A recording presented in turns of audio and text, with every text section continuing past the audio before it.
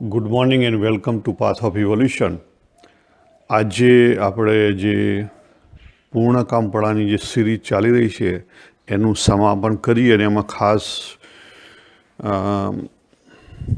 હું કેટલાક મારું પોતાનું જ શું લર્નિંગ છે અને એક્સપિરિયન્સ છે એને થોડુંક સમાવેશ કરી લઈશ. હવે શરૂ કરતાં પહેલાં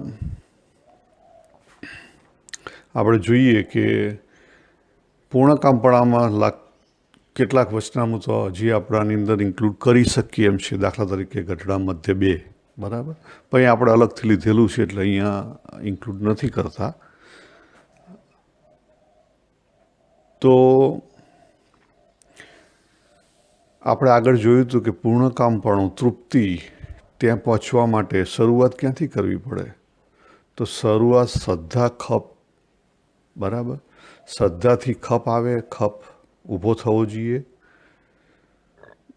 શરૂઆતમાં તો અજાણ્યા છીએ એટલે શ્રદ્ધા પહેલી જરૂરી છે. પછી આપણે ગોલ નક્કી કરવો પડે, કારણ કે લક્ષ વિના આપણને દિશા નહીં મળે અને ખપ વિના પ્રયત્ન નહીં થાય. એટલે પુરુષ પ્રયત્ન કરવો જ પડે. ભગવાનની કૃપા પુરુષ પ્રયત્ન કરે એની ઉપર જ થાય, બરાબર. અને લક્ષ હોય તો સાચી દિશા મળે. અને પછી આપણને ભગવાનની કૃપા થાય એટલે વિવેક જાગે ધીરે ધીરે. એટલે આ હું સામાન્ય વિવેકની વાત નથી કરતો, સ્પિરિચ્યુઅલ વિવેકની વાત કરું છું. અને પછી આપણામાં જે કહેવાય ને કે શ્રવણ, મનન, નિધિધ્યાસની એનો અભ્યાસ ચાલુ થાય અને અનુભવ જ્ઞાન આવે. અને એ અનુભવ જ્ઞાનની અનુભૂતિ કહેતા આત્મબોધ થાય. આત્મબોધે આપણું કામ પૂરું નથી થતું. આત્મબોધથી હજી આગળ જવાનું છે. 2 વસ્તુ અગત્યની છે આત્મબોધ પછી પણ. તો કઈ? તો ભગવાને મધ્ય 31માં પણ સમજાયું અને આપણા શાસ્ત્રોએ પણ સમજાવ્યું છે કે આત્મબોધથી કદાચ આપણને બીજો જન્મ તો મટી ગયો, પણ આ જન્મનું જે દુઃખ છે હજી, કારણ કે તૃપ્તિ અથવા પૂર્ણપણું શા માટે જરૂરી છે? તો પૂર્ણપણું એ જીવન મુક્તિ માટે જરૂરી છે. ખ્યાલ? એટલે આત્મબોધ થયા પછી પણ જ્ઞાનનો વૈરાગ્ય આવવો જોઈએ અંદરથી, બહારથી નહીં. બહારથી તો આપણે ઘણો બધો જ્ઞાનનો વૈરાગ્ય બતાવતા હોઈએ, પણ અંદરથી આવવો જોઈએ. જે ભગવાને ભગવદ્ ગીતાની અંદર વાત કરી, આપણી જે સુખ બુદ્ધિ છે એ મરી જવી જોઈએ, એ રહેવી ના જોઈએ. એથી પર થવા જોઈએ. આપણે સુખ બુદ્ધિથી આપણે પર થવા જોઈએ. તો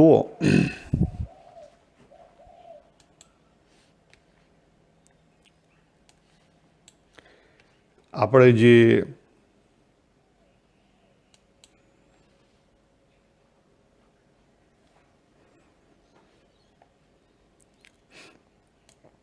સુખ આવતા સુખી અને દુઃખ આવતા દુઃખી વ્યક્તિત્વ ઊભું થાય છે, એ ઊભું ના થાય. નહીં તો એ ચાલુ જ રહેશે.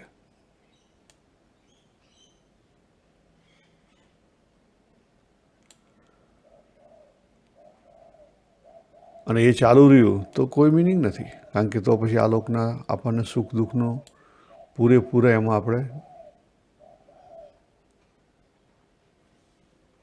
આવી જઈશું, બરાબર. અને બીજું છે ઉપરતી. બીજા શબ્દોમાં કહું તો જે 3 ગુણની ઇફેક્ટ છે, જો જ્ઞાન થશે 3 ગુણનું, પણ ઇફેક્ટ ના આવવી જોઈએ. તમો ગુણ કહેતા આપણને વિષયનું જે લાઇક ડિસલાઇક છે. રજોગુણ કહેતા કરવું એટલે કે ક્રિયાનું લાઇક અને ડિસલાઇક છે. સત્વગુણ એટલે કહેતા જ્ઞાન, જ્ઞાનનું લાઇક એન્ડ ડિસલાઇક છે, બરાબર. અને ઉપરામપણું કહેતા ઈચ્છા, એ જે આપણી શક્તિ છે, ચિત્ત શક્તિમાંથી જે આપણે, મેં અલગથી લીધેલું છે કે આપણે જેવી રીતે જન્મ્યા ત્યારે પછી ચિત્ત શક્તિમાંથી આપણી જે શ્વાસ લીધો એટલે પ્રાણ શક્તિ, પ્રાણ શક્તિમાંથી ઈચ્છા શક્તિ, બરાબર. જે આપણને જિજ્ઞાસા થાય છે ને એ ઈચ્છા શક્તિને લઈને થાય છે. એમાંથી પછી આપણે જ્ઞાન શક્તિ ને ક્રિયા શક્તિ પણ આપણે ત્યાં પકડાઈ ગયા. બરાબર. આપણે ત્યાં પકડાઈ ગયા. કેમ? કે આપણું જે જ્ઞાન થયું, આપણે જે જ્ઞાન અંદર ભરી લીધું એ અપૂર્ણ રહ્યું, એ પ્રકૃતિનું રહ્યું. એટલે ચેન્જેબલ જ્ઞાનમાં આપણે ફસાઈ ગયા. એટલે જે ત્રિપુટી છે,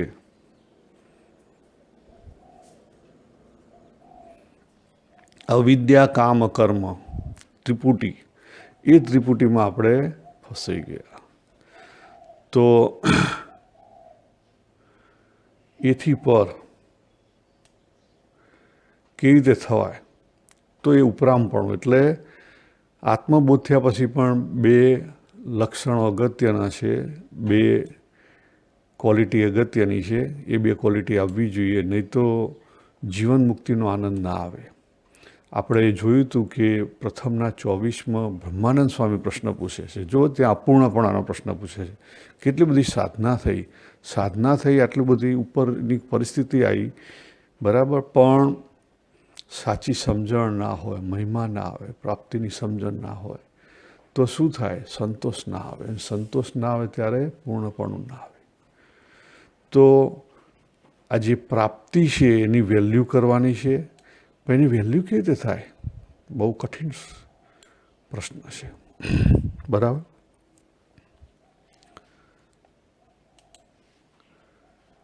તો એ આપણે આગળ જોઈએ. તો આપણે અહીંયા બહુ વિશેષ બીજી વાત નહીં કરીએ કે ઘણા બધા અલગ ટાઈપના માણસો હોય. આપણે સ્પેશિયલી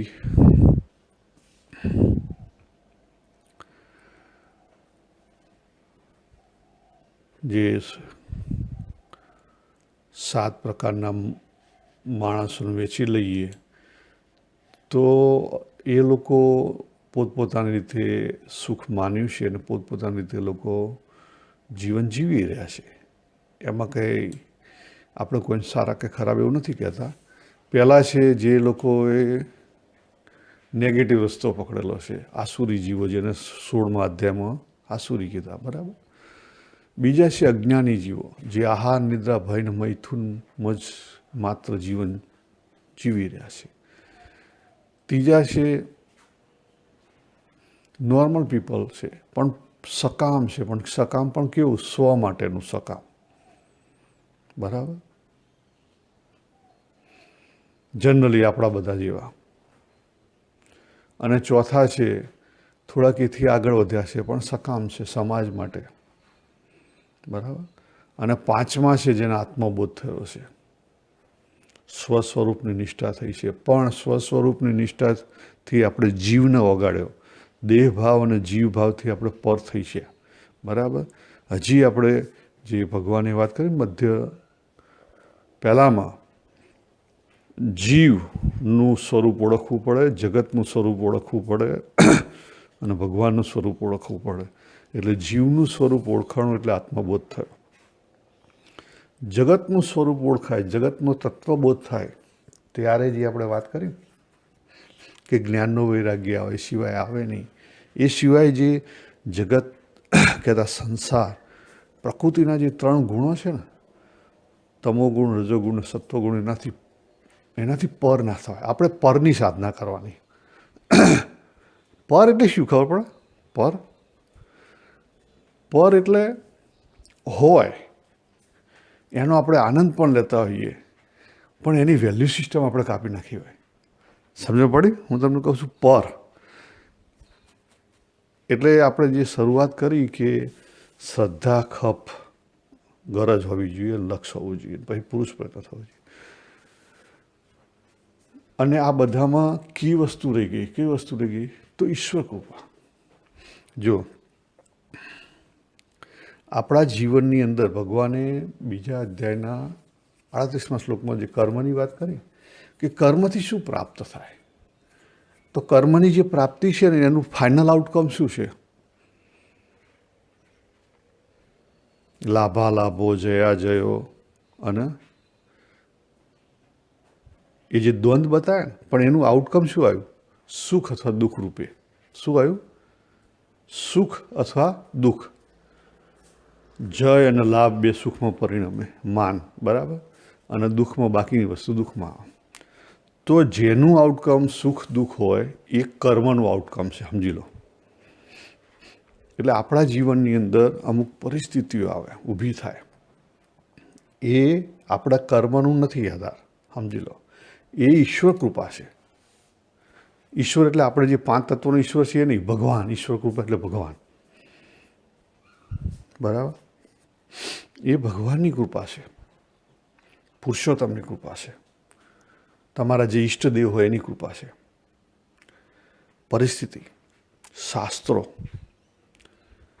અને શાસ્ત્રોની સાથે જે બહારના જે સગુણ ગુરુ અથવા કેટલીક વ્યક્તિઓ, બરાબર, આટલી જે આવે છે એ બધી એની કૃપા છે. પછી શું થાય? પછી પુરુષ પ્રયત્ન આપણે કરવો પડે કે ભાઈ આપણને શાસ્ત્ર મળ્યા, કે ભાઈ વચનામૃતનું ભગવદ્ ગીતા મળ્યું, બરાબર. કોઈકે અમુક કોકના થ્રુ એના આપણે ગુરુ બનાવ્યા કે ના બનાવ્યા, પણ એમના થ્રુ આપણને કંઈક માર્ગદર્શન મળ્યું, બહારના ગુરુ, બરાબર. સદેહ, સગુણ સાકાર, અને એ સગુણ સાકાર બધી વસ્તુઓમાંથી જે કંઈ આપણને મળ્યું એને લઈ અને અંદર આપણી ભક્તિ ઉદય થવી જોઈએ, હૃદયમાં. હૃદયમાં એકવાર દીવડો જાગ્યો તો પછી તે તમને આગળ ખેંચી જશે.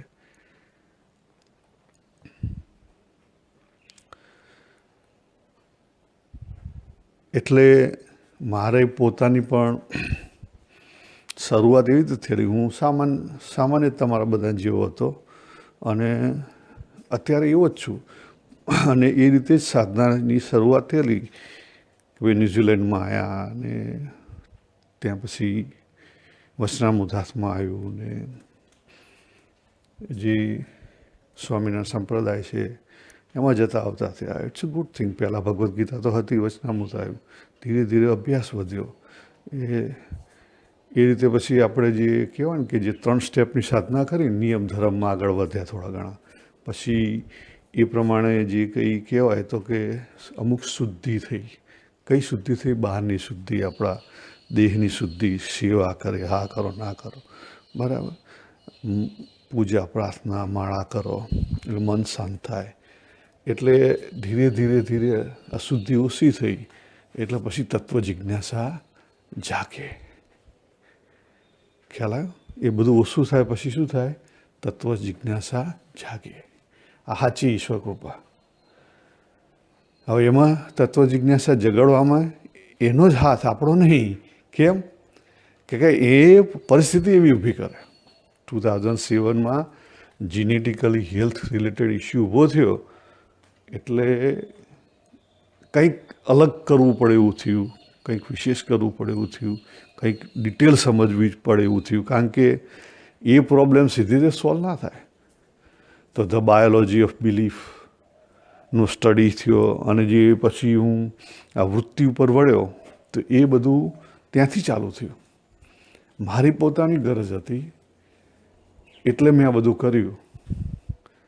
એટલે ગરજ હોય તો પુરુષ પ્રયત્ન થાય અને લક્ષ્ય હોય તો સાચી દિશા મળે. હવે શ્રદ્ધા તો રાખવી પડે, કારણ કે શરૂઆતમાં તો કંઈ ખબર જ નહોતી કે સારું આ બધું માનવું છે. એ માનવું અને જે માઇન્ડ કામ કરે છે, બિલીફ અને માઇન્ડ કઈ રીતે એકબીજા સાથે જોડાયેલા છે, અને એ જોડાયેલા છે એની ઉપર જીનેટિકલ કહેતા આપણી બોડી, એ ગ્રોસ બોડી કેવી રીતે વર્ક કરે છે, બંનેનું રિલેશનશિપ કેવું છે, અને એ પછી આખી જે આગળ એમાંથી પછી ડૉક્ટર જો ડિસ્પેન્જાનું અમુક આવ્યું, બરાબર. પછી ડૉક્ટર સતીશ શર્માનું આવ્યું અને એમાંથી પછી લર્ન કરવાનું પછી ખબર પડી કે આ બધી વાતો તો ડિટેલમાં વચનામૃત અને ભગવદ્ ગીતામાં છે. અને પછી પાછો રસ્તો ખુલી ગયો. ખ્યાલ? અને એક અલગથી હાઈવે મળી ગયો. તો આત્મબોધ ઉપર આત્મબોધ કરવો અથવા આત્માને ઓળખવો એ તો બહુ ઇઝી વસ્તુ છે. આપણે પેલું કીધેલું છે કે ભાઈ સ્વામિનારાયણ, બરાબર?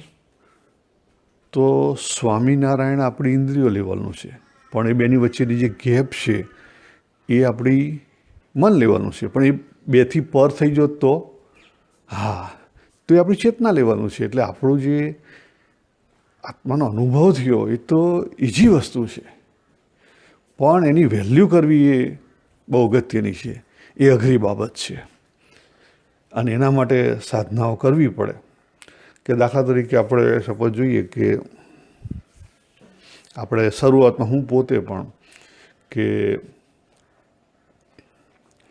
ભગવાનની માળા કરતા હોઈએ, ધ્યાન કરતા હોઈએ, તો જનરલી આપણું ધ્યાન કેવું હોય, વૈખરી લેવલનું કહેવાય. જે કહેવાય ને કે પરા પશ્યંતી, મધ્યમ અને વૈખરી. વૈખરી લેવલનું એટલે શું હોય કે આપણે એક બાજુ બેઠા, બોડીને શાંત કર્યું, બરાબર, અને હાથમાં માળા લીધી, માળા ફેરવાનું ચાલુ કર્યું, પણ આપણે મૂર્તિ પકડી જનરલી કે સામે ભગવાનનું મંદિર હોય તો મંદિરમાં એ મૂર્તિ સામે જોઈને ભાઈ કરીએ, ખ્યાલ આવે? તો એ વૈખરી લેવલનું, કારણ કે એમાં આપણી અને મોટાભાગે ઘેર જો ખૂણામાં બેઠેલા હોઈએ તો સગુણ સાકારનું આપણે મોટાભાગે ઉપાસનાનું એ જપમાળા કરતા હોઈએ. અને એમાં ખોટું કંઈ નથી, એ કરવું જોઈએ. જો ઈચ્છા થાય તમે એ રીતે કરો તો એવી રીતે હું પહેલાં કરતો કે એક બાજુ બેસીને બોલીએ, બરાબર? એટલે શું થાય કે બીજું મનમાં કંઈ આવે નહીં, થોડુંક ઊંચા સ્વરે બોલીએ, બહુ નહીં પણ. અને ભગવાનની મૂર્તિ પછી આપણે આંખથી પકડી હોય તો શું થાય કે આપણી ઇન્દ્રિય કામમાં બસ બીજી થઈ જાય, બરાબર? અને માળા થાય તો એમ કરતાં કરતાં કરતાં આપણી જે ઇન્દ્રિયો છે એ શાંત થાય. એથી પછી બીજા સ્ટેપે જતા રહીએ તો સગુણ નિરાકારે. પછી આપણને બહુ આપણે ચેન્જ કરવાનું થોડુંક. તો શું છે, આપણું મન શાંત થયું, બોડી શાંત થઈ, પછી મનને શાંત કરવાનું. એટલે આપણે જે બોલીએ છીએ, ભલે હાથમાં માળા હોય ચાલશે, બોલીએ છીએ એને જ આપણે જાતે સાંભળવાનું, પણ ઉચ્ચ સ્વરે નહીં બોલવાનું, મનમાં બોલવાનું. મનમાં બોલવાનું અને સાંભળવાનું, એટલે આપણું મન સ્થિર થશે. મનમાં બોલશો ને મનમાં સાંભળશો ને તો મન સ્થિર થશે. બોડીને સ્થિર કરી મનને સ્થિર કરો. આ સગુણ નિરાકાર નથી તો શું થશે? મન સ્થિર થશે એટલે ક્યાં પહોંચી ગયા આપણે? મધ્યમામાં પહોંચી ગયા. આપણે બોલ્યા નથી, અત્યારે હું બોલું છું એ વૈખરી કહેવાય. વૈખરીમાં શું થઈ જાય? ત્રણ વસ્તુ અલગ થઈ જાય, કે અલગ થઈ જાય. નોવર, નોન, નોલેજ, ત્રણ અલગ થઈ ગયા, બરાબર? પણ મધ્યમામાં જતા રહ્યા તો નોવર વર્સિસ જે નોલેજ અને નોન છે બે ડિઝોલ્વ થઈ ગયા. એટલે બે રહ્યા, દ્રષ્ટા અને દ્રશ્ય. આ બધી વસ્તુ આપણે આગળ લીધેલી જ છે, સારંગપુર 12માં એ જ લીધેલું છે, બરાબર? અને ગઢડા મધ્ય 62માં પણ એ જ છે. એટલે આ બધી વસ્તુ નવી નથી હું કંઈ કહેતો, પણ આ બધી પ્રેક્ટિસ કરવી પડે. આ બધી પ્રેક્ટિસ મેં કરેલી. પછી મેં ધીરે ધીરે ચાલુ કર્યું કે જે શ્વાસ છે ને એ ઓટોમેટિક થાય છે. એને કંઈ આપણે કરવા નથી પડતા, એ થાય છે. તો એ થાય છે એની સાથે જોડવાનો પ્રયત્ન કર્યો અને એ જોડાઈ ગયો. તમારું જે જપમાળા છે એ શ્વાસની સાથે જોડાઈ જાય. એ પણ સગુણ નિરાકાર જ છે. કેમ? કારણ કે અંદર ગુણ છે. આપણે જે નામ લઈએ છીએ આપણને ખબર છે. એટલે પશ્યંતીનું પહેલું સ્ટેપ એ આવ્યું. હવે આ પરિસ્થિતિ છે ને એ હું લગભગ ઊંઘતા પહેલાં રોજ એ રીતે કરું, પછી એમાંથી આપણે ધીરે રહીને ડિઝોલ્વ થઈ જાય માઇન્ડ અને ઊંઘ આવી જાય. આંખ ખુલ્લી હોય કે બંધ હોય એનો કોઈ સવાલ નથી. આજની તારીખે પણ હું એ કરું છું. ઊંઘ માટે એ જરૂરી છે. અને બે ફાયદા થાય. તમારું મન એકદમ શાંત થઈ જાય એટલે ઓટોમેટિકલી પછી ઊંઘમાં જતા રહો તમે. જે થાય 5 મિનિટ 10 મિનિટ, બરાબર? એટલે આપણે પશ્ચિમતીમાં પહોંચી ગયા.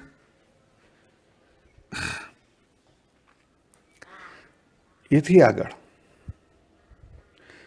પંચેતીનો બીજો ભાગ. આપણે બહાર બેઠા છીએ, હું જનરલી આ રીતનું અત્યારે કરું, ઘણી વાર બહાર બેઠા હોઉં તો ફૂલી હવે શરૂઆત કદાચ તમારે ત્યાં પહોંચતા વાર લાગતી હોય તો આપણે પ્રાણ સાથે આપણે નામ જોડી દઈએ તો ઇઝીલી શાંત થઈ જાય 5 મિનિટ પછી નામ ઓટોમેટિકલી ડિઝોલ્વ થઈ જાય. કંઈ જ નહીં. ઇન્દ્રિયો કોઈ કામ નહીં કરે, મન કોઈ કામ નહીં કરે. બંને ઇન્દ્રિયો મનમાં ડિઝોલ્વ થઈ જાય. મન ક્યાં થઈ ગયું? ચેતનામાં ડિઝોલ્વ થઈ ગયો. બરાબર. એટલે અવેરનેસ માત્ર છે. સામે દેખાતું હશે, કાગડો અવાજ કરતો હશે દેખાશે, બીજા પક્ષીઓ બોલતા છે દેખાશે, આજુબાજુમાં કોઈ બોલતું હશે તો સંભળાશે. પણ એ સાંભળ્યા પછી કોઈ વસ્તુ ઊભી નહીં થાય અંદર. મન રિએક્શન નહીં આપે, ઇન્દ્રિય રિએક્શન નહીં આપે. એટલે આ આપણું આત્મબોધ થયો, આપણે પોતાના સ્વરૂપનું જ્ઞાન થયું, સ્વરૂપ સમજ્યા. બરાબર. પણ પછીનું સ્ટેપ અગત્યનું,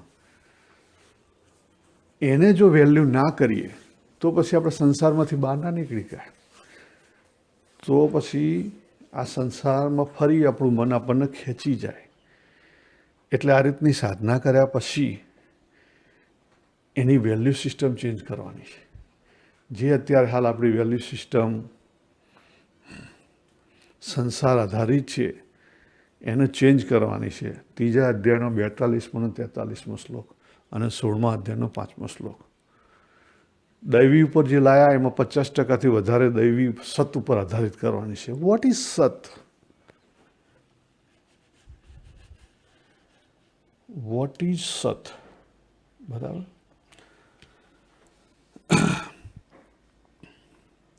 તો દાખલા કે આ સ્થૂળ આકાશ છે. આપણે અલગથી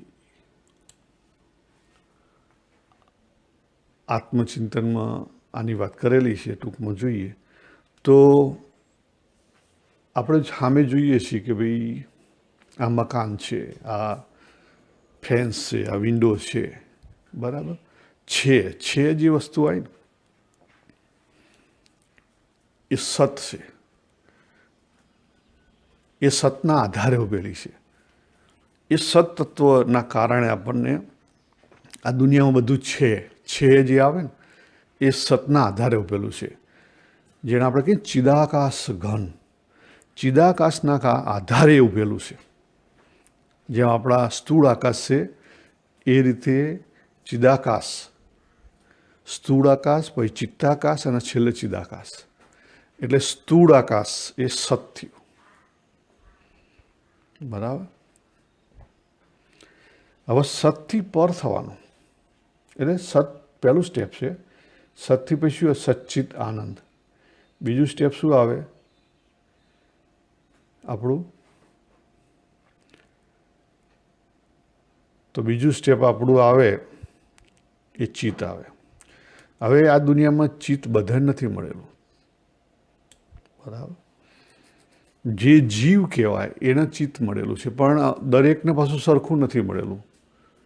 ચિત્ત કહેતા સૂક્ષ્મ શરીરમાં માઇન્ડનો પાવર. સૂક્ષ્મ શરીર તો હોય પણ માઇન્ડનો પાવર દરેકને અલગ મળેલો છે.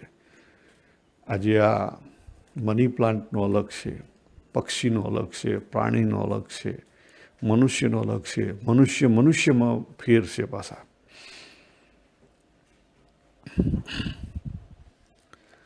બરાબર. એટલે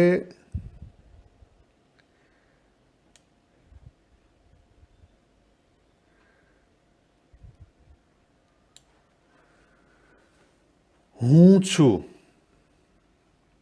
શું થયું? સત અને ચિત્તના બેના કારણે હું છું એ આવ્યું. બરાબર. હું છું, હું બાબુ છું, હું પિતા છું, હું પતિ છું, હું પુત્ર છું, હું ઓફિસર છું. બરાબર. આ પછી તમારી શું થાય? આપણે જોયું હતું ને અહમ વૃત્તિ ને ઇદમ વૃત્તિ. અહમ વૃત્તિ ઉપર ઇદમ વૃત્તિ આયા કરે. ઇદમ વૃત્તિ આવે ખરી ને જાય ખરી, પણ અહમ રહે.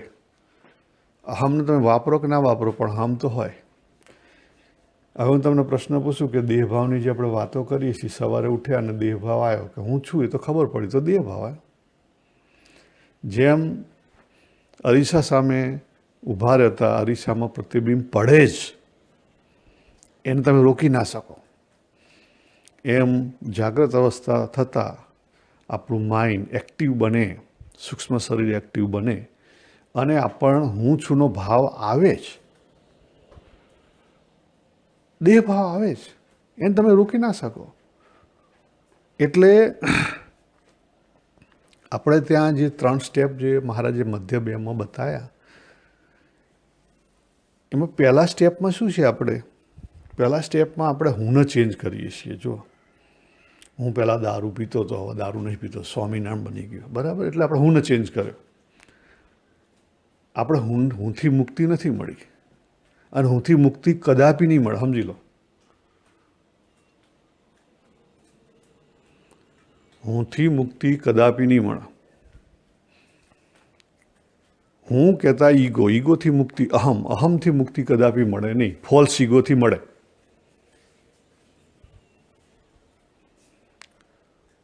દેહાભિમાનથી મુક્તિ મેળવવાની છે, દેહભાવથી નહીં. પણ દેહભાવ ડિઝોલ્વ કરવાનો છે, દેહભાવની વેલ્યુ સિસ્ટમ ખતમ કરવાની છે. શું કરવાનું છે? વેલ્યુ સિસ્ટમ ખતમ કરવાની. એટલે આપણી સાધના જે ખરી બીજા સ્ટેપે, એ સાધના કેવી હોવી જોઈએ? હુંથી પર થવાનું છે. કેવું છે? હુંથી પર થવાનું છે. પર કેવી રીતે થવાય હુંથી પર?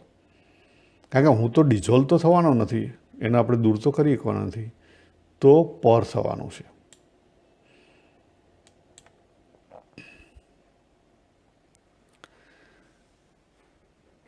તો હુંથી પર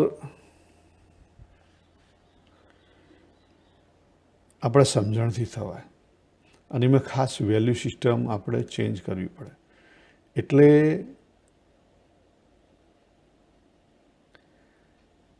જે વેલ્યુ સિસ્ટમ છે આપણી,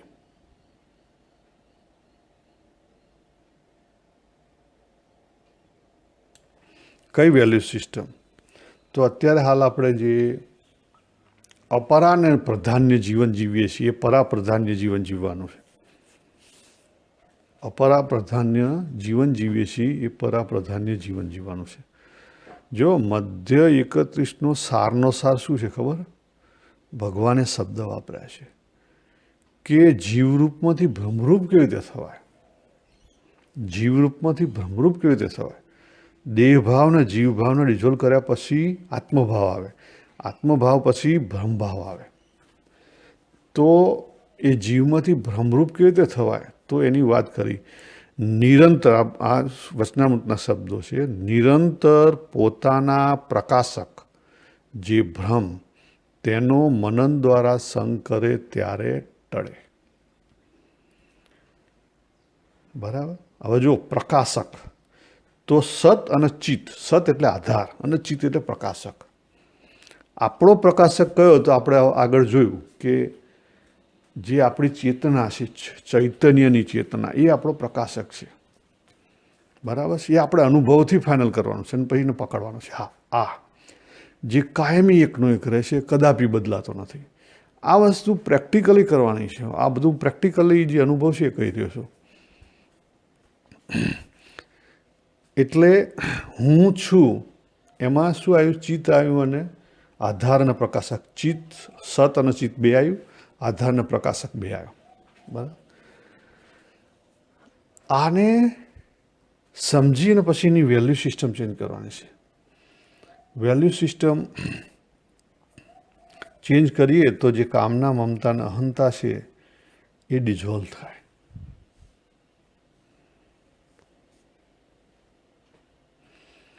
કામના આપણી ઇન્દ્રિયોના વિષયો પ્રત્યે છે, મમતા આપણા મન પ્રત્યે છે, અહંતા આપણી બુદ્ધિમાં છે. એને સમત્વમાં લાવવાની છે. અત્યારે સમત્વમાં નથી. તો પછી આપણને જ્ઞાનનો વૈરાગ્ય ધીરે ધીરે આવે. જે જગતના વિષયો છે એના પ્રત્યેનું એટ્રેક્શન તૂટે. જે જગત રજોગુણી, જે ક્રિયા પ્રધાન છે, એનું એટ્રેક્શન તૂટે. તો આપણે ક્રિયાઓ નથી કરવાની, ના, તમે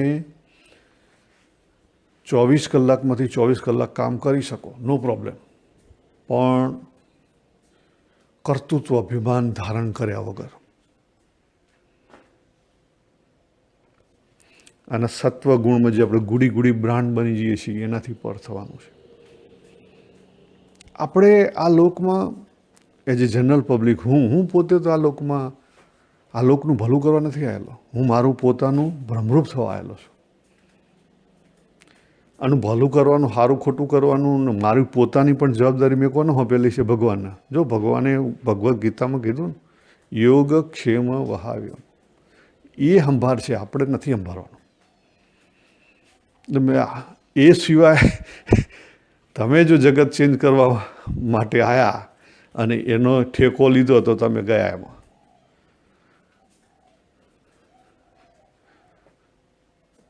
કેમ? આપણે લિમિટેડ માઇન્ડવાળા છીએ. પ્રકૃતિનું જે માઇન્ડ છે એનો એક ટપકું આપણને મળેલું છે. તો આપણા માઇન્ડથી આપણે પ્રકૃતિના માઇન્ડને પહોંચી શકીએ? તમે સમજો કે તમે પ્રકૃતિને ચેન્જ કરી શકો? એ બધી બાબતો એક બાજુ મૂકો મહારાજ, અનુભવ ચેક કરો. મારું લિમિટેડ માઇન્ડ છે. જગતના કેટલા વિષયો છે, વિષયોને ના પહોંચી કાંઈ. આયુષ્ય પૂરું થઈ જાય પણ વિષયો નહીં પૂરા થાય. અને ઉપરામ એટલે ઈચ્છાથી એ પર થવાનું છે, કોઈ પણ કામના નહીં. જ્યાં છીએ જેમ છીએ મસ્ત. જે ભગવાને ભગવદ્ ગીતામાં 2જા અધ્યાયમાં જે સ્થિતપ્રજ્ઞની વ્યાખ્યા કરીને એમાં 56મો શ્લોક બહુ જ અગત્યનો. એમાં ભગવાને કીધું કે સ્થિર બુદ્ધિવાળો કોણ છે? સમત્વ કોનામાં આવી ગયો? સ્થિર બુદ્ધિ કોને થઈ ગઈ? જે દુઃખ આવે છે, જ્ઞાન થાય છે પણ દુઃખી નથી થતો. દુઃખી વ્યક્તિ અંદરથી ઊભો નહીં થતો. દુઃખનું જ્ઞાન થયું છે, દેખીતી વસ્તુ છે. ઉંમર થઈ, બરાબર, અને ઉંમર સાથે શરીરના કેટલાય વિકારો છે, એને કારણે કેટલાય રોગ છે. અને કન્ટિન્યુઅસ કમર દુખે, પગ દુખે, ઢીંચણ દુખે, ફિઝિયો પાસે જવું પડે છે. જવાનું એ કોઈ પ્રોબ્લેમ નથી, પણ એને લઈ અને દુઃખી વ્યક્તિત્વ અંદરથી ઊભો ના થવો જોઈએ. હીનતા દિનતા ના આવી જો કદાપી. તો આપણે પ્રેક્ટિસ એ કરવાની છે કે જેથી કરીને આ લોકની જે કામનાઓ છે, આ લોકના જે અભરખા છે આપણા, એ આ લોકના અભરખા આપણા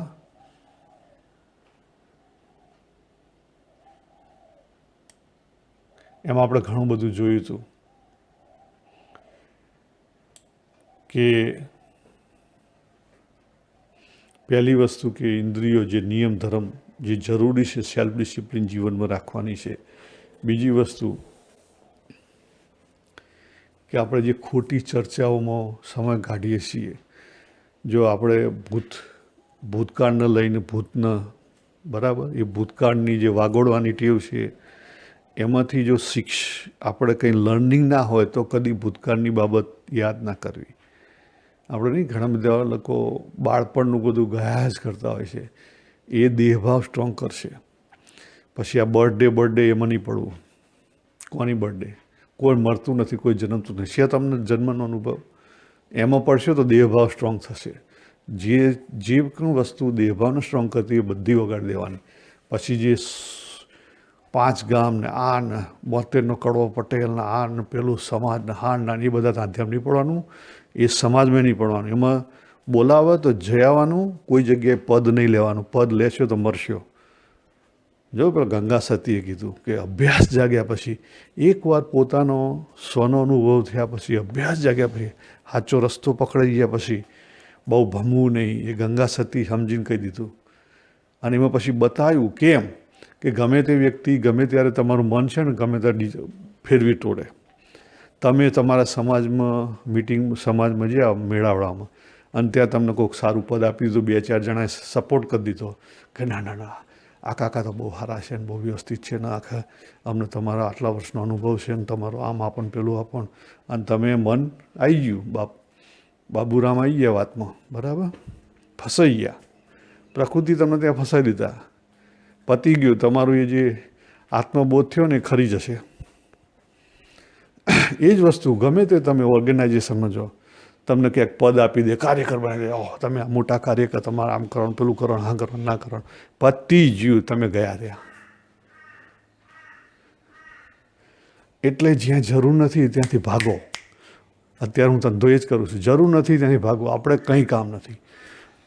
હું ઇન્ડિયા બી અત્યારે કોઈને ફોન નહીં કરતો, મારી મધર સિવાય. ત્યાં મારું કર્તવ્ય છે એટલે કરું, બાકી કોઈ જગ્યાએ નહીં. સંબંધીઓ તો એમને જેટલી જરૂર એટલી મારે જરૂર, એ કરે તો હું બરાબર છે, આપણે વાત કરી લેવાની. બાકી કોઈ સારા ખરાબ પ્રસંગે આપણું જે કર્તવ્ય હોય એટલો પૂરતો કરવાનું, બાકી કદી નહીં કરવાનું. હા હેલો માટે નહીં કરવાનું. કારણ કે એ તમને તમારો દેહભાવ અને જીવભાવ સ્ટ્રોંગ કરાવશે.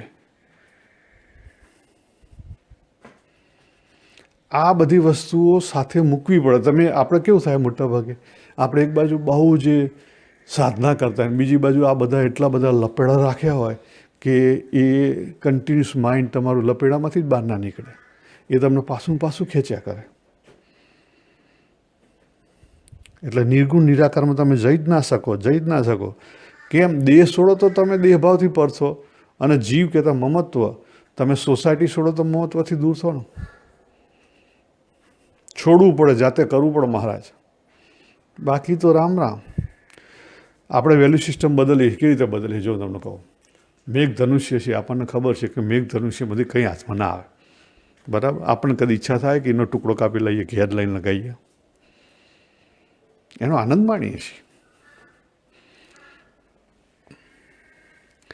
હવે તમે કેટલાક આપણા ડાયા થશે, ઓહો અમે આ રીતે અમારા સંબંધીઓ સાથે કે કુણીએ ગોળ ચોંટાડીએ, પણ કુણીએ ગોળ ચોંટાડતા જાતે જ ગોળ ચોંટી જાય. ખ્યાલ? એ કુણીએ ગોળ ચોંટાડતા જાતે ચોંટી જાય. એટલે એ બધામાં પડવું નહીં, એ મારો પોતાનો અનુભવ છે. બેટર એનાથી દૂર રહેવું. એને ટેસ્ટ કરવા જવા મજા નથી. એ પ્રકૃતિ છે મહારાજ.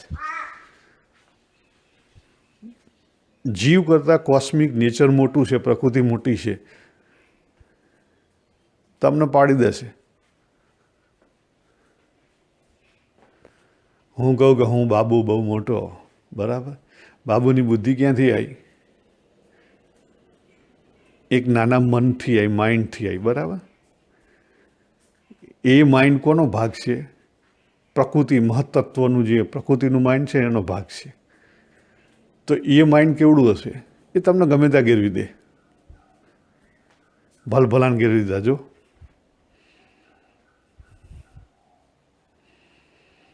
રાવણ જેટલા તો આપણે જ્ઞાની નથી ને, આવી ગયા.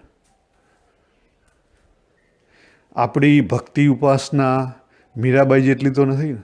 તો જો મીરાબાઈને તકલીફ થવા માંડી પેલા સોસાયટીના કારણે. આખરે એમણે તુલસીદાસ મહારાજને પત્ર લખ્યો કે આ બધું થાય છે એનું શું કરવું, એનાથી પર કેવી રીતે રહેવું. એટલે સમજણથી વર્તી અને ત્યારે શાંતિ થાય ને. પછી એમણે કીધું ત્યારે શાંતિ થઈ. બાકી જે ડાયરેક્ટલી કોઈ આગળના જન્મના કારણે કે અવતારના કારણે નરસિંહ મહેતા જેવા પાક્યા હોય પહેલેથી, અખિલ બ્રહ્માંડમાં એક તું શ્રી હરિ, જેની દૃષ્ટિકોણ જ સંભાવનો છે, સમત્વનો છે, એની કોઈ આપણે વાત નથી કરતા. આપણે સામાન્ય માણસની વાત કરીએ, કારણ કે એ તો બહુ ઊંચા જીવ કહેવાય, કે જે ઘણું બધું લઈને આવેલા હોય. એવા ઘણા હશે. પણ આપણે સામાન્ય, હું પોતે સામાન્ય માણસ છું, સામાન્યથી આપણે આગળ કેવી રીતે વધી શકીએ? તો આપણે આ બધું ડરતા રહેવું પડે. એનો ટેસ્ટ કરવા ના જવાય. તો આ રીતે ધીરે ધીરે ધીરે છેલ્લા કેટલાય વર્ષોથી આ રીતે આગળ વધારી. તો આત્મ જે બોધ હતો એમાં પછી જગતનો તત્વબોધ થયો, પછી ભગવાનના મહિમાનો બોધ થાય, ત્યારે ઉપરામની સ્થિતિ આવે છેલ્લે. એટલે 3 વસ્તુ મધ્ય પહેલાંમાં એટલા માટે મૂકવામાં આવેલી છે કે પોતાના સ્વરૂપને જાણો, જગતને જાણો અને ભગવાનના મહિમાને જાણો. હું પોતે જે કહું છું કે જગત સત પણ નથી ને અસત પણ નથી, એ આત્મચિંતનથી સમજાશે, પોતાના અનુભવથી સમજાશે. બરાબર? આત્મબોધ એ પોતાની પ્રેક્ટિસથી સમજાશે. મેં તમને આગળ પ્રેક્ટિસની વાત કરી, એ પ્રેક્ટિસ છે. અને પછી તમારે રિયલ પ્રેક્ટિસ કરવી પડશે કે જેથી કરીને એ જે એની વેલ્યુ સિસ્ટમ તૂટે. તો આપણે કંઈ કે મારે તો બધા મેળાવડામાં જવું પડે, મારે તો જ્યાં કાર્ય કરશું તો કાર્યકર બનવું પડે, જ્યાં પ્રેસિડેન્ટ છું ત્યાં પ્રેસિડેન્ટ ભજવવું પડે, આ સમાજ સેવા કરવી પડે, પેલી સમાજ સેવા કરવી પડે, તો કરો. તો તમને જીવન મુક્તિના આનંદ નહીં પહોંચી, કરો, રોતા રહેશો. મોટા મોટા સંત મહાત્માઓ જે સ્વસ્વરૂપની નિષ્ઠાઓમાં પહોંચી ગયેલા, એ લોકો આજે કહેવાય ને 3 ગુણના જે દુઃખ એમાં લેવાઈ ગયા.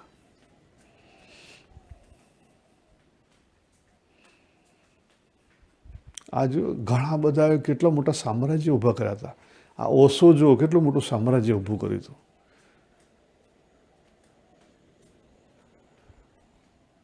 તે શેમાં લેવા ગયા? આત્મબોધ થયા પછી પણ જગતનો તત્વબોધ સાચી રીતે ના સમજી શક્યા, એટલે જ્ઞાનનો વૈરાગ્ય સાચી રીતે ના થયો, ડખા થયા. કેમ? જગતના સારું ખોટું કરવા ગયા, એમાં રસ પડી ગયો. તમો ગુણમાં, વિષયમાં, વિષય સારા ખોટા. અને રજોગુણ, આ કરવું છે નથી કરવું. બરાબર? અને સત્વગુણ, આ જ્ઞાન પ્રધાન્ય, આ સારું ના પેલું નહીં સારું. ગયા. એ કોઈ નાના હતા, કેટલી તાકાત હતી એમની પાસે, કેટલા બુદ્ધિશાળી હતા, કેટલા લોકોને એમને ખેંચ્યા હતા. એમની આપણી જોડે કોઈ આવતું નથી. એમની એટલા બધા માણસો આવ્યા છે, પણ છતાંય જતા રહે. આપણા શાસ્ત્રો કહે છે, હું નહીં કહેતો, કે આત્મબોધ પછી જગતનો જે અને પછી ભગવાનનો મહિમા, આ વસ્તુ થાય ત્યારે આપણો જીવ છે એ ભ્રમરૂપે પહોંચે. બાકી તો રામ રામ. અને એ ત્યાં ના પહોંચે ત્યાં સુધી આપણને જે જીવન મુક્તિનું સુખ છે ને ના આવે, ત્યાં સુધી દુઃખ રહેવાના. એટલે સકામ મહારાજે ના પાડે, ખબર ને? સકામ સાધના ના કરાય. દ્રષ્ટિકોણ બદલવાનો છે. આપણા જીવનમાં શું કરવાનું? દ્રષ્ટિકોણ બદલવાનો. જો ભગવદ્ ગીતા 2 અધ્યાયનો 7મો શ્લોકથી લઈ એના 18મા અધ્યાયના 72 કે 73મા શ્લોકમાં, બરાબર, શું કર્યું અર્જુનજીએ? દ્રષ્ટિકોણ બદલ્યો.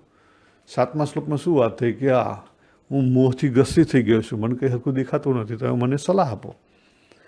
અને સીધું પછી કે ભગવાને પૂછ્યું કે હવે તારો મોહ ઉતર્યો કે નહીં? બરાબર? તો કે હા, હવે મને જેમ દેખાવા માંડ્યું, અને હવે હું મારા સંબંધીઓ સામે લડાઈ કરીશ. પહેલાં શું પ્રોબ્લેમ હતો? સંબંધી સામે લડાઈ નથી કરવી, હવે કરવા માંડ્યો. ફેર શું પડ્યો? દ્રષ્ટિકોણનો ચેન્જ થયો, બિલીફ સિસ્ટમ ચેન્જ થઈ. બિલીફ સિસ્ટમ જ ચેન્જ કરવાની, ડિઝોલ્વ કરવાની, ચેન્જ નહીં કરવાની, ડિઝોલ્વ કરવાની. પહેલાં માનતો હતો કે ગુરુ અને દાદા સામે લડાય નહીં, બરાબર, પછી એનો એ ડિઝોલ્વ કરી દીધી, એટલે લડવા માટે તૈયાર થઈ ગયો. લડવા એનું કર્તવ્ય છે કે લડવું. પેલી ડિઝોલ્વ થઈ ગઈ બિલીફ. ખબર પડી? જો ભાગવત પુરાણ મેઇન પ્રસંગ, પરીક્ષિત રાજા, શું થયું 7 દિવસમાં? કાંઈ નહીં, તક્ષક તો આવ્યો, કરડ્યો, દેહ પડી ગયો, થયું શું? ફેર શું પડ્યો? આજ બિલીફ ચેન્જ થઈ ગઈ. પહેલાં માનતો હતો કે હું રાજા છું, દેહ છું, મારું મૃત્યુ આવશે. અને એ કથા સાંભળી જ્ઞાન થયું, દ્રષ્ટિકોણ ચેન્જ થયો કે મૃત્યુ છે જ નહીં. ક્યાં મૃત્યુ? કોનું મૃત્યુ?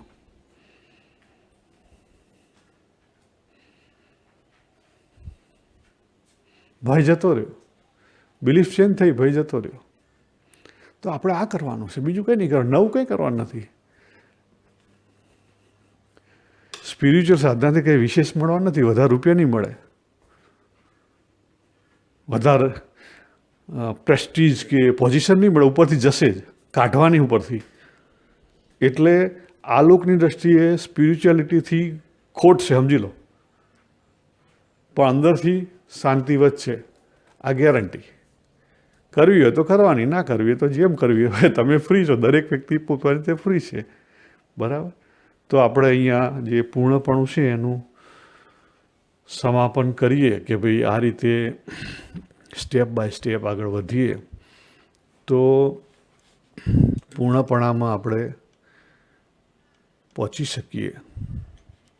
પછી સ્ટેપ બાય સ્ટેપ આગળ વધવું પડે કે પહેલાં શ્રદ્ધા હોય, બરાબર, પછી આપણે પોતાનો ખપ હોવો જોઈએ, ગરજ હોવી જોઈએ. મેં મારી ગરજે આ બધું કર્યું. હું અત્યારે હાલે બી આ જે કરી રહ્યો છું, સપોઝ આ રેકોર્ડિંગ કરી રહ્યો છું, મારી પોતાની ગરજ છે, કોઈ તમારા માટે, કોઈના માટે નથી કરતો.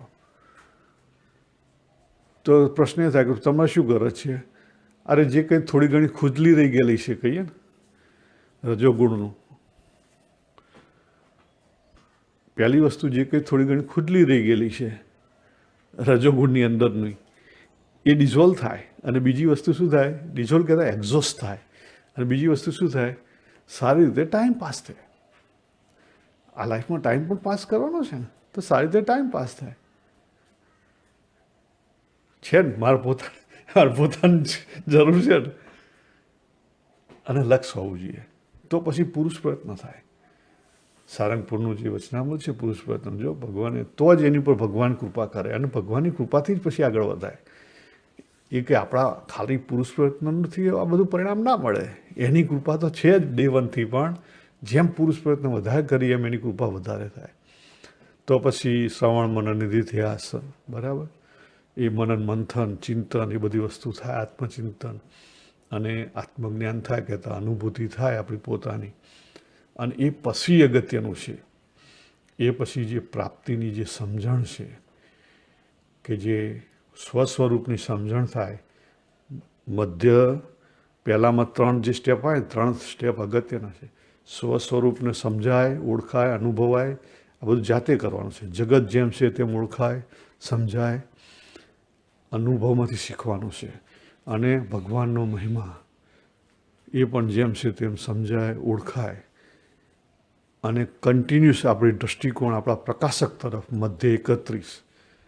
તો પછી ધીરે ધીરે ધીરે ધીરે આપણું જે નાનું જે જીવરૂપ છે એ મોટો ધીરે ધીરે થાય, એનો એક્સેસ વધે, સમજણનો એક્સેસ વધે, અને પછી આપણે એ જે સુખ છે, સંતોષ છે, ધીરે ધીરે વધશે.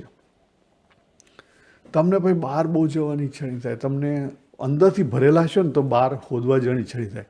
આપણે સચ્ચિત આનંદ છીએ, પણ આનંદ આપણે બહાર ખોદવા જઈએ છીએ, કારણ કે આપણને ખબર નથી સાચી. અને બહારથી મળશે, હું એમ નહીં કહેતો નહીં મળે, પણ એ લિમિટેડ મળશે. બહાર ભગવાન છે, પણ એને પકડવા બહુ અઘરા છે. અંદરથી, અંદરના માર્ગે તમે ઇઝીલી પકડી શકશો. બહારથી તો બહુ અઘરું છે. નરસિંહ મહેતા જેવા કોક સિદ્ધ કરી બતાવે, બરાબર. એટલે અને દરેકના અંગ અલગ હોય, એવું નથી. આપણું પોતાનું જે અંગ હોય એને ઓળખી, એને પ્રાધાન્ય આપી, અને આપણે ધીરે ધીરે ધીરે આગળ વધીએ તો આ બધી વસ્તુ શક્ય છે. અને એવું નથી કે અંગ હોય એકલાને જ પકડી રાખવાનું છે, પણ એ અંગને આગળ કરવાનું છે. બીજા અંગો, બીજી સાધના જે પગથિયા છે એ બધા હાથે કરવાના જ છે. એટલે કર્મયોગ, ધ્યાનયોગ, ભક્તિયોગ, જ્ઞાનયોગ બધું જ કરવાનું છે. ભગવાન એક છે, એને પહોંચવાના રસ્તા અનેક છે, એની મેથડો કેટલી છે? અનેક છે. જે તમને અનુકૂળ હોય એવું નથી, બરાબર. આ તો હું જે સમજેલો છું ને જે મારી પોતાની ગરજ હતી 2007 પછી, જે વધારે ગરજ ઊભી થઈ, ગરજ હતી પણ એક વખત ખબર નથી પડતી, ખપ નહોતો એટલો, પણ 2007થી ખપ વધારે ઊભો થયો, અને એના કારણે વધારે પકડવાનું. તો 2015થી ભાઈ ધીરે ધીરે બધું છોડવા માંડ્યું, કે ભાઈ વધારે પૈસાવાળી કોન્ટ્રાક્ટરની, વધારે બોજવાળી જરૂર નથી હવે જોબ, તો છોડો, બરાબર. એટલે ધીરે ધીરે ધીરે છોડવું પડશે. છોડ્યા વગર કશું છૂટશે નહીં, અને છોડવું કોને પડશે? આપણે પોતાનું. તો અહીંયા આપણે પૂરું કરીએ. શ્રી સ્વામિનારાયણ ભગવાનની જય.